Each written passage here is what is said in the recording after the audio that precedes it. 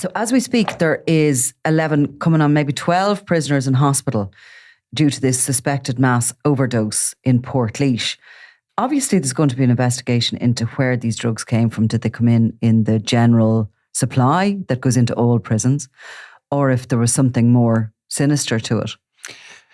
Yeah, I mean, there's a lot of questions hanging over this. You know, when you consider that already this year, there's been 2 fatal overdoses blamed on nitrazine, which came into different jails in Cork and Dublin as other drugs, if you know what I mean. So there was pills that were purported to be benzodiazepine were actually nitrazine. So that caused, that caused the death of a young prisoner in Mountjoy. And then similarly, there was a powder form of the same drug in Cork in March, and that caused the death of a prisoner there as well who wasn't named. So our information at the moment is that I think the prisoners involved thought they were getting a powdered version of spice, which is a cannabinoid, which is, it's one of these artificial drugs. It's not from the cannabis plant. It's made up, in a lab, and it supposedly mimics the effects of cannabis. And this comes in all sorts of forms now. It can be liquid, it can be in powder or whatever, or tablets. And so whether or not somebody thought they were taking something else and it turned out to be nitrazine, which of course would have a pretty much immediate effect. This is a drug that is 40% stronger than fentanyl, which is 100 times stronger than heroin. Yeah. So we're talking about an extremely dangerous drug, especially if it's somebody who has no resistance to opioids. But whether or not how it came into the prison, when you consider that Portlaoise Prison is Ireland's only high security prison, like there's still. There is still, military on the roof. I mean, they're going to be withdrawn, I think, fairly soon. The plan is. But, I actually had heard that of late, that they were certainly, they were planning to withdraw them. Yeah, it was sometime over the summer, wasn't it? Yeah. I mean, it's up until very recently, they still had an armed military presence on the roof because of the dissidents. And in the olden days, I was going to say, in previous years, you would have had, the provisional IRA members kept there. So there was always kind of a strong security measures in the prison. But like every other prison, drugs do get in. There's various ways of them coming in. It's unlikely, and because of its high security status, it was coming in through drones, because they would be spotted by the various security people who are there.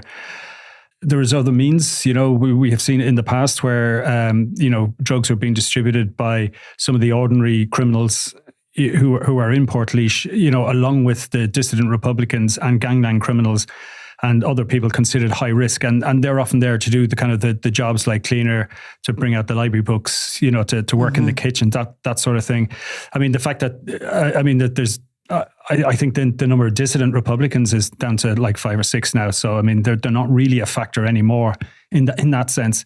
But on the other hand, the Gangland element has become more serious. Like when you consider there's some very serious criminals in there now, from the likes of Fat Freddy to people like Aaron Brady are all serving time in Portlaoise Prison. So there's some, very serious people there for good reason.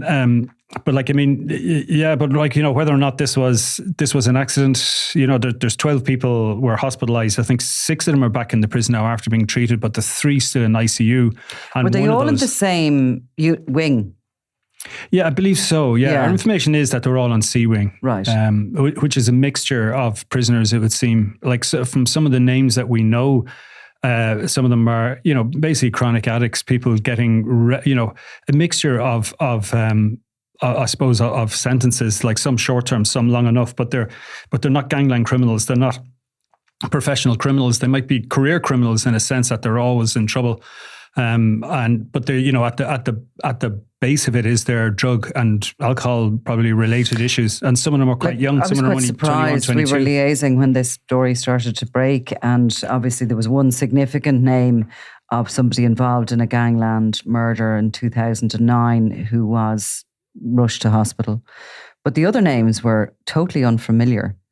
And then there was information coming from non-official sort of channels that, these were significant cartel figures, none of which I don't think are certainly that had been hospitalised.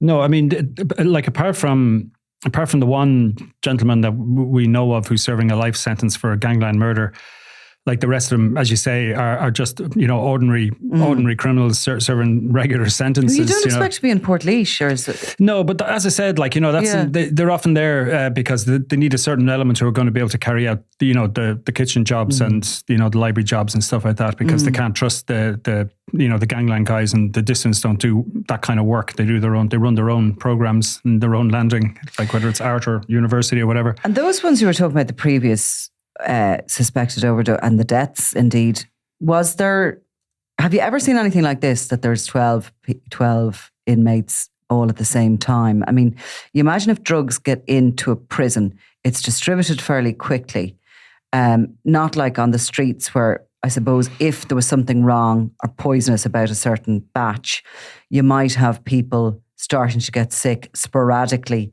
bit by bit, whereas in a prison, it is going to be distributed fairly quickly. It's probably going to be taken fairly quickly, so everybody will go down at the one time. But have you seen a mass overdose like this before? No. Right. No, I haven't. I don't remember anything like that happening, anything remotely like that happening before. I mean, it's always been an incident where if more than one person gets sick, it's usually their cellmates. And it probably actually doesn't necessarily distribute as quickly as it would on the street, because of, I suppose, you have to smuggle it and move it between landings, and you have to wait for the opportunity. And the amount of drugs getting in would be a little bit smaller. So like kind of consignments or batches or whatever would be coming in a slightly small, like in smaller numbers than you could obviously move around on the street. There might be, a single cache might go in, but somebody's going to control that and release that. I mean, we've talked about this before, but it's like 3 or 4 times the price of what you would pay for on the street. So it's a lucrative market for whoever can control the market behind bars in any given prison. So I mean, this is something that's always going on, and it's very hard to stop it, especially with the synthetic drugs, which even like this one, spice, can be infused in paper and photographs and letters, all that sort of stuff. So, I mean, even in clothes and, anything that can be sent in that looks like a regular, a gift or an item of comfort from a family member can be infused with drugs or used to hide some kind of a narcotic. But considering this as a crime scene, you have one unit, one wing, and you have very recorded movements on that wing of things coming in and out. It should be fairly easy to identify how it got in and who was involved. It'd be easy. It probably will be easy to identify how it got in to some extent, but there'll be very little. There'll unlikely be any conclusive evidence, because I mean, you're talking about CCTV, which you're talking about people who live there know exactly when I say live there, people who are detained there, they know where all the cameras are. If there's a slight blind spot, they know how to obscure if they're passing over an item, a package, or whatever it is they're passing, they know exactly how to do it so that it'll never be conclusive. But I mean, there'll be a finite number of people who will have been in and out through certain gates and doors at certain times over the last, whether it's the last couple of hours or weeks or and those days. who got sick presumably got sick quickly and didn't have time to clean up whatever it was that they had been using. So as you say, if it is, what is it? They put it into the pages of a book or something like that. That sort of item may not be removed from that scene. No, I think in this case there would have been a very thorough search, and I think that there was a lot of searches already carried out, and items would have been taken, and I presume there will be a Garda investigation as well as the Irish Prison Service's own investigation as well. And I mean, if we're both getting spin on what has happened, in terms that there may or may not have been some kind of deliberate attempt to poison certain people, not necessarily the people who ended up taking it. Exactly. But that there may have been a deliberate attempt to bring in some kind of poisoned or contaminated batch of drugs into the prison for whatever reason. And that is speculation, I think, at the minute. It's not our speculation. It's speculation of people who are on the ground. Exactly. And no doubt it'll either be that theory will be, killed, or it will be properly investigated over the coming days and weeks, and we'll see if there's anything to it. But, it's the theory that it may have been deliberately brought in, it didn't reach its target, is, if you're in jail and you have a gripe with somebody, you can presumably make a decision to beat them up. You don't want to kill them, or you're facing a murder charge, but you beat them up and you get a P19. you'll get a disciplinary. If you really actually want to murder somebody and get away with it, it's probably one of, a poisoning is probably one of the only ways that you could do that in the environment like a prison. Yeah, well, I mean, it's even outside the prison, if somebody dies of an overdose, you presume it's self-inflicted. But if somebody, and even in this, at this point in time, it's well known among drug users and particularly among people using drugs in prison that nitrazine is extremely dangerous. And that if there's kind of an untested batch of tablets, you're going to wait until someone else tries it first. Or you're going to do a simple thing of you're going to hand up a small amount and, say, look, what's the story with these? Can you tell us? And I don't know if they'll do it. I know it can be done where, tablets will be tested and they'll come back and say, yeah, just as well you handed on up, they were pure nitrazine. And then they'll know that the rest of it that they have are dangerous and they'll flush them or get rid of them or whatever. I can't see it being a service being overtly offered by anyone, but it's possible that there could be some element of drug testing going on, even the prisoner's own version of it, whatever, like taking tiny amounts with, somebody willing to take a chance on it or whatever. But like in the end, the idea though that you would have had a batch of drugs coming in and people just, taking it without thinking twice about it suggests that, it was in a different form from previous stuff. I mean, our information is, I think as we mentioned there, was a powdered form, but I think that they may have thought it was spice again, which is the synthetic. So would you cannabinoid. Smoke that? I presume so. Yeah. It's hallucinogenic. I mean, you can swallow it as well. I mean, I heard someone mention recently, like it's coming in sheets, like LSD tabs would have been years ago, the little whatever dots on them, so you know exactly. Yeah. So with spice, then you eat a certain amount of paper, whatever that's been infused.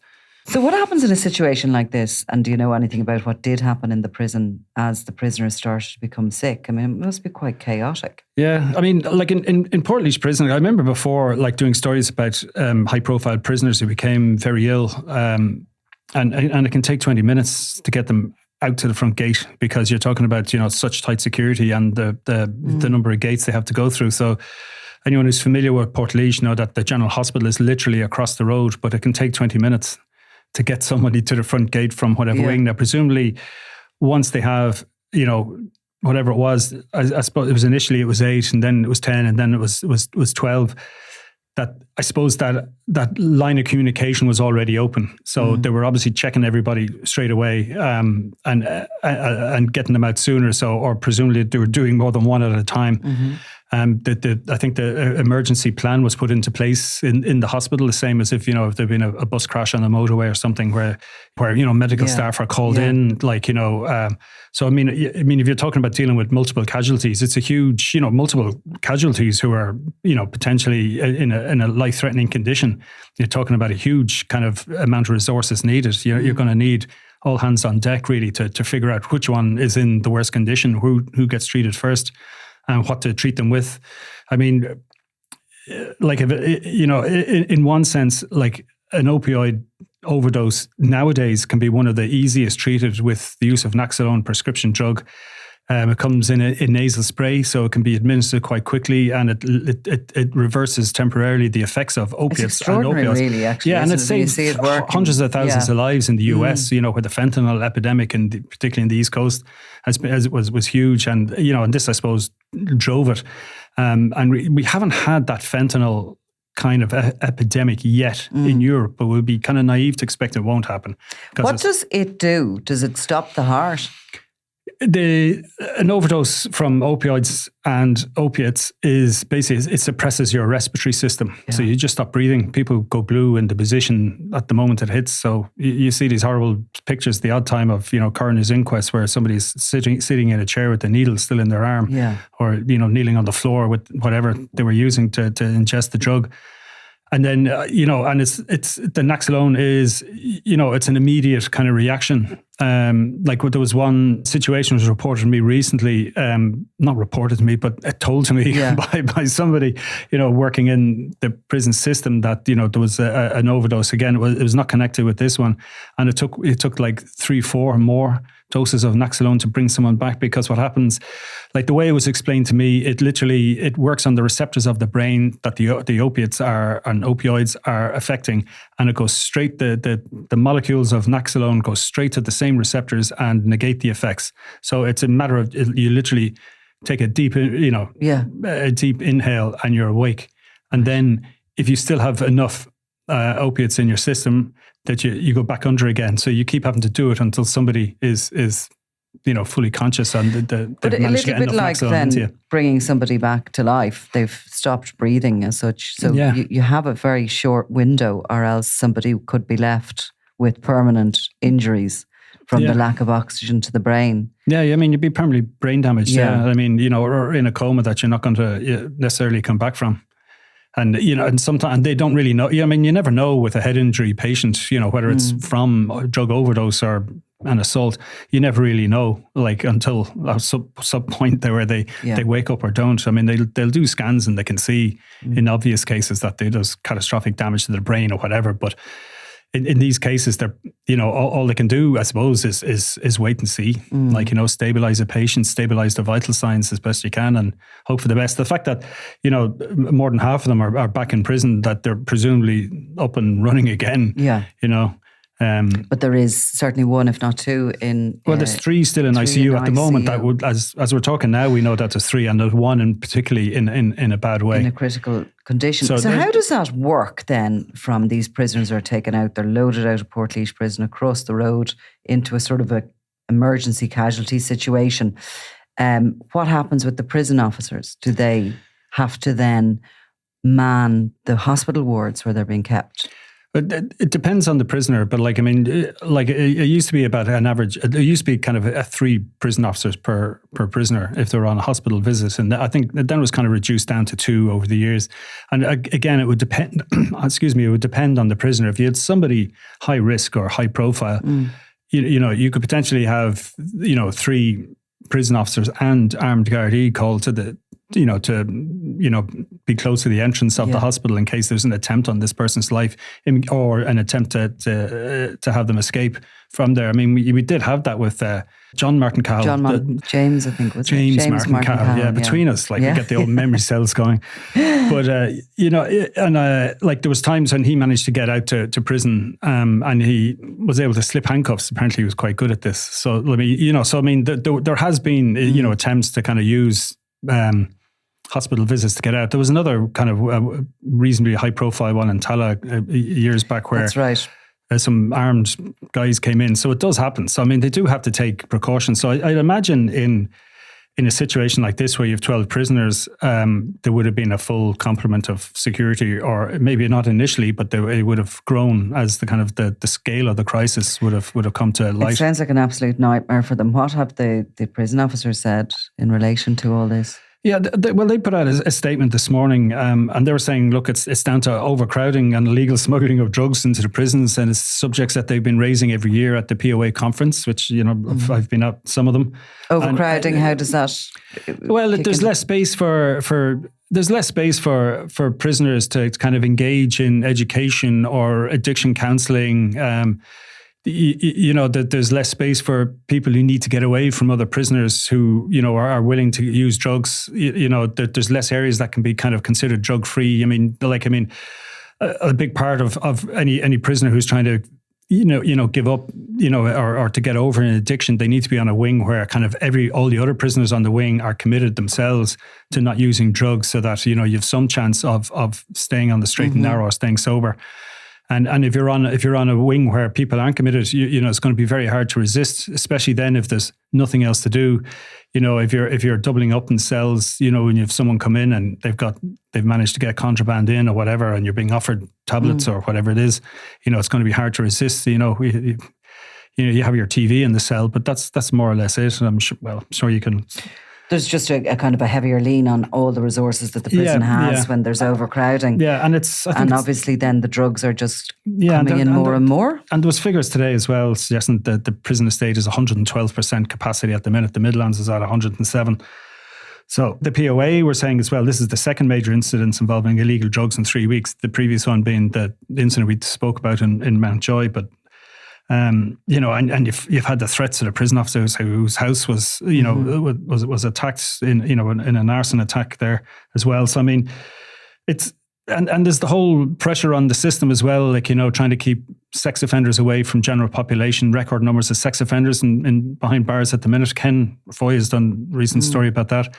You also have the various factions of all the different feuds and ganglands. If you still have probably, maybe 4 dozen Kinhin cartel aligned prisoners who have to be kept separate from anyone that might be perceived as being, part of the Hutch faction. Grouping, yeah. You have the Limerick factions, many of whom are still serving long sentences, so they all have to be separate. It's difficult even to keep them in the same prison, let alone different landings, So all that has to be balanced, and all that puts pressure on the system, and it makes it unfortunately more likely that these kind of incidents could happen, that it's just harder for and there's staff. More and more novel ways of getting drugs into prisons. Wasn't there some special type of a drone that was used the last time that, was it burned through the netting or something? Yeah, there was different, there's always been huge ingenuity from, freezing drugs in ice cubes. So it'd be easier to throw over and it would land on a net and then melt and it would drop down.